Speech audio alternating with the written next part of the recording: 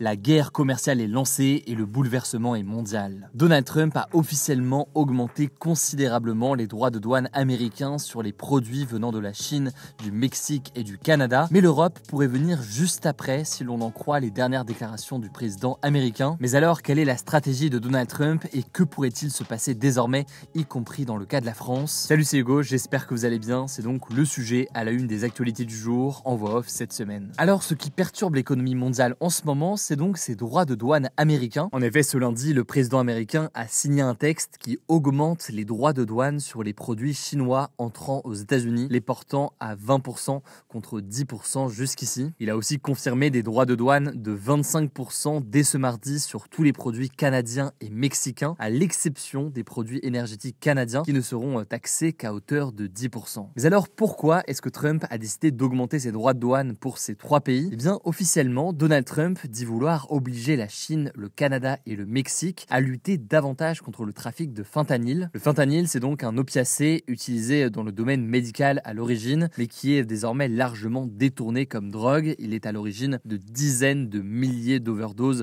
tous les ans aux États-Unis. La situation sur place est absolument catastrophique avec cette drogue. On a déjà eu l'occasion d'en parler ces derniers mois. Mais donc sur ce sujet, eh bien, le Mexique et le Canada sont accusés de ne pas contrôler suffisamment leurs frontières, tandis que la Chine, de son côté, est accusée de faciliter l'importation de molécules, des molécules qui sont nécessaires à la fabrication du fentanyl. Alors on va voir les différentes réactions des trois pays plus en détail dans un instant, mais ce qu'on peut déjà noter sur ce point-là, c'est que le Premier ministre démissionnaire Justin Trudeau a dénoncé un prétexte, je cite, bidon et injustifié, estimant que le Canada a déjà mis en place beaucoup de choses ces dernières semaines et ces derniers mois pour renforcer massivement les frontières et lutter contre le trafic de fentanyl. Bon, et dernier point qu'on peut noter, le président américain affirme que ces mesures et donc cette augmentation des droits de douane permettront de lutter contre l'immigration clandestine et de relancer l'industrie américaine. Selon lui, je cite, les droits de douane vont rendre les États-Unis de nouveau riches et grands, avec l'objectif donc de favoriser les entreprises américaines. Mais alors, quel pourrait être l'impact, que ce soit aux États-Unis ou encore partout dans le monde? D'abord, on peut noter que Donald Trump avait promis que les Américains ne sentiraient pas cette augmentation des droits de douane, mais il a finalement affirmé ce mardi que, je cite, il y aura quelques perturbations. Bon, déjà, on peut voir que l'annonce de ces droits de douane, ça a eu des effets immédiats. En fait, l'incertitude qui a été provoquée par ces taxes, ça s'est traduit par une baisse des commandes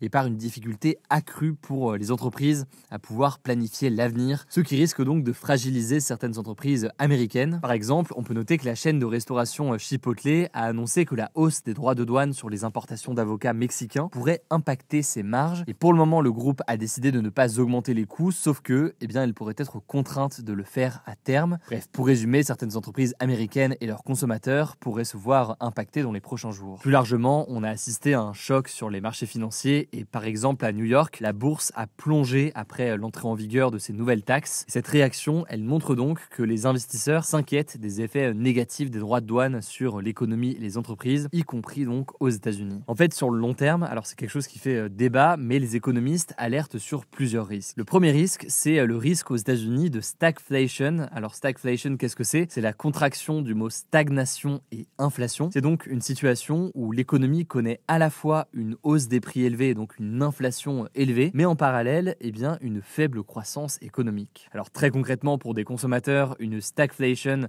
ça se traduit par une hausse des prix des biens et des services. Ça réduit donc potentiellement leur pouvoir d'achat et leur capacité à consommer. Et en parallèle, cette faible croissance économique, elle pourrait avoir un impact sur la création d'emplois, ce qui peut rendre donc la situation encore plus difficile pour les ménages. Et du côté des entreprises, le risque, c'est donc une hausse des coûts de production, tout en réduisant potentiellement la demande des consommateurs. Maintenant, attention, là c'est évidemment les conséquences potentiellement négatives. Évidemment, Donald Trump ne souhaite pas que cela arrive. Lui estime au contraire que tout cela pourrait favoriser le succès des entreprises américaines et donc créer de l'emploi, développer l'économie, etc. C'est donc véritablement deux visions économiques qui s'opposent sur ce sujet. Par contre, ce qui est sûr, c'est que les conséquences, je le disais, elles vont être mondiales et on peut très bien imaginer que les pays ciblés augmentent à leur tour les droits de douane, pénalisant à ce moment-là donc les exportateurs américains et donc les entreprises américaines qui exportent. Et c'est déjà ce qui arrive en ce moment puisque le Canada a annoncé une augmentation des droits de douane sur 155 milliards de dollars de marchandises américaines. Ça inclut des produits comme la viande ou encore le vin. On peut d'ailleurs noter que plusieurs provinces canadiennes comme l'Ontario ou encore le Québec ont même annoncé retirer l'alcool américain de leurs magasins d'État. Il faut bien comprendre que le Canada est très fortement lié économiquement aux États-Unis, donc ce qui se joue actuellement, ça pourrait avoir des conséquences immenses pour l'économie. Et selon le Premier ministre démissionnaire canadien Justin Trudeau, l'objectif de Trump, c'est de déstabiliser l'économie canadienne pour annexer ensuite le Canada et en faire le 51e État des États-Unis, une menace que Donald Trump a brandi plusieurs fois ces derniers mois. Bon, en termes de réaction, même chose du côté de la Chine. La Chine a annoncé de nouvelles taxes de 10 à 15% sur certains produits américains. Elle a également annoncé porter plainte auprès de l'Organisation mondiale du commerce contre les États-Unis, une chose qui a aussi été faite par le Canada. Et de son côté aussi, le Mexique a annoncé des représailles. Il faudra donc voir à quoi ça ressemble. À noter que sur tout ça, il y a un compromis qui pourrait potentiellement être envisagé avec le Canada et le Mexique. C'est ce qu'a indiqué en tout cas le ministre du Commerce des États-Unis, estimant que, je cite, le président est à l'écoute, il finira par trouver une solution avec eux. C'est donc toujours cette stratégie des mesures brutales de Donald Trump, quitte potentiellement à négocier derrière, mais on verra jamais c'est le cas ici. D'ailleurs, ce mercredi, on peut noter que Trump a finalement accordé une pause d'1 mois pour les droits de douane imposés au Canada et au Mexique, et uniquement pour le secteur de l'automobile. Alors l'objectif affiché, c'est que les grands constructeurs automobiles américains, je cite, ne subissent pas de désavantages économiques selon la Maison-Blanche. En effet, il faut savoir qu'il y a une partie des chaînes de production des constructeurs américains qui est implantée au Mexique ou encore au Canada, et donc ça entraîne des allers-retours fréquents des pièces et des véhicules tout au long de leur fabrication. Alors ce que l'on peut par ailleurs noter, et c'est là un élément très important, ce jeudi, le secrétaire au commerce, donc membre du gouvernement de Trump, a annoncé que Donald Trump allait probablement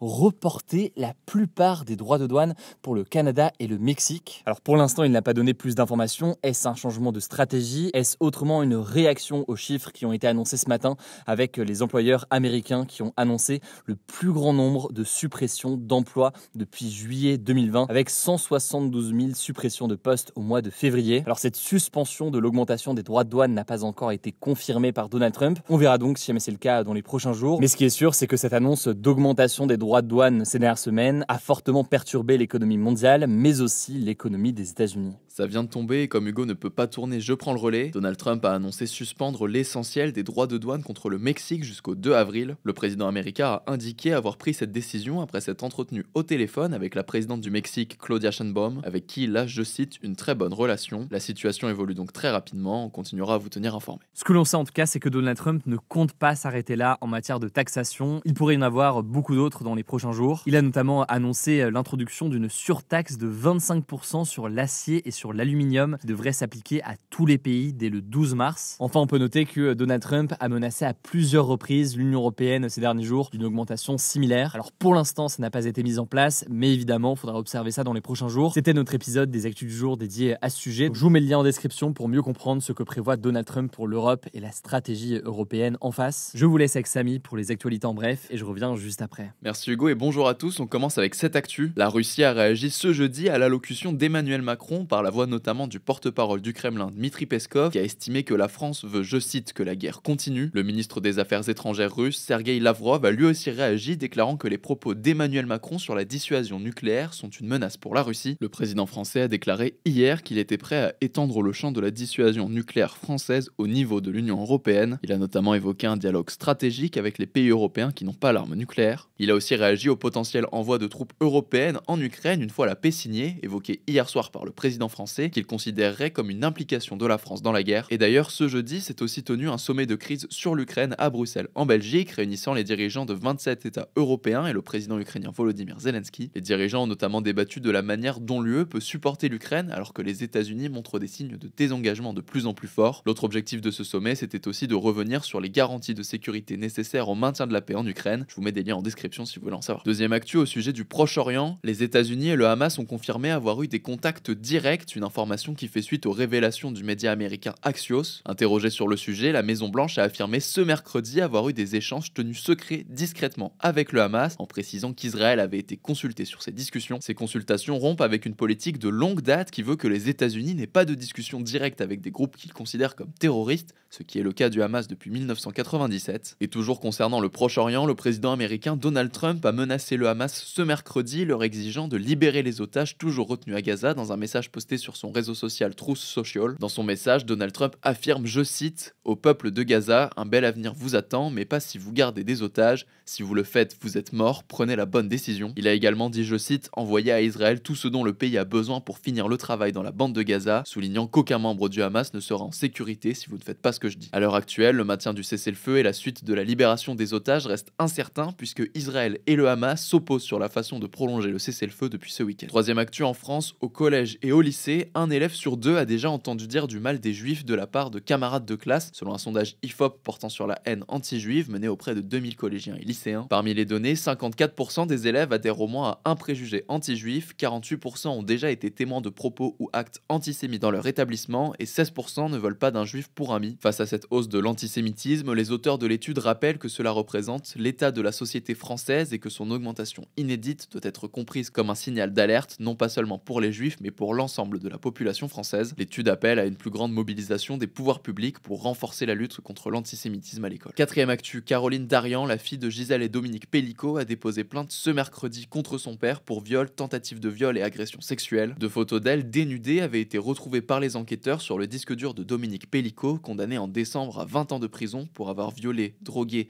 et fait violer son ex-épouse Gisèle par des dizaines d'hommes pendant près de 10 ans. Caroline Darian est convaincue, je cite, d'avoir été droguée pour être violée. De son côté, Dominique Pellico a toujours nié les faits de violence contre sa fille. Depuis la révélation des agissements de son père contre sa mère, Caroline Darian se bat pour lutter contre la soumission chimique, donc le fait de droguer une personne à son insu pour commettre un crime ou un délit. Cinquième actu, toujours en France, 4 nouvelles familles ont décidé d'assigner TikTok en justice. Elles reprochent au réseau social et à son algorithme d'avoir exposé leurs enfants à de nombreuses vidéos faisant la promotion du suicide, de l'automutilation ou encore des troubles alimentaires. Parmi ces 4 nouvelles assignations en justice, 2 concernent des jeunes filles de 12 et 16 ans qui ont mis fin à leur jour et 2 autres concernent des adolescents en état de dépression. En novembre dernier, 7 familles avaient déjà déposé un recours collectif contre le réseau social chinois. Notez qu'une commission d'enquête pourrait être créée dès la semaine prochaine par l'Assemblée nationale pour mieux connaître les effets psychologiques de TikTok sur les mineurs. Et on termine avec cette actu assez insolite, une carte du Pokémon Dracofeu a été vendue près de 82 000 € selon le média américain Gizmodo qui a révélé l'info ce lundi. Alors sa particularité, ce n'est pas qu'elle est rare ou que c'est une édition très ancienne, non, c'est en fait un Cheetos, ces chips extrêmement populaires aux États-Unis, qui a donc une forme qui ressemble au Pokémon Dracofeu. Surnommée Cheetosard, la chips a été placée dans une fausse carte Pokémon avant d'être vendue. Merci beaucoup pour ces actualités en bref. Voilà donc pour les actualités aujourd'hui. Je le rappelle, pour tous les nouveaux qui nous rejoignent éventuellement, ce format il est disponible en version podcast, donc en version audio. En plus, c'est le moment vu que je tourne là pour quelques jours en voix off. Vous tapez Hugo Décrypte sur Spotify, Apple Podcast, etc. et vous allez pouvoir le retrouver. Prenez soin de vous, prenez soin de nos proches et puis on se dit à demain pour une nouvelle vidéo.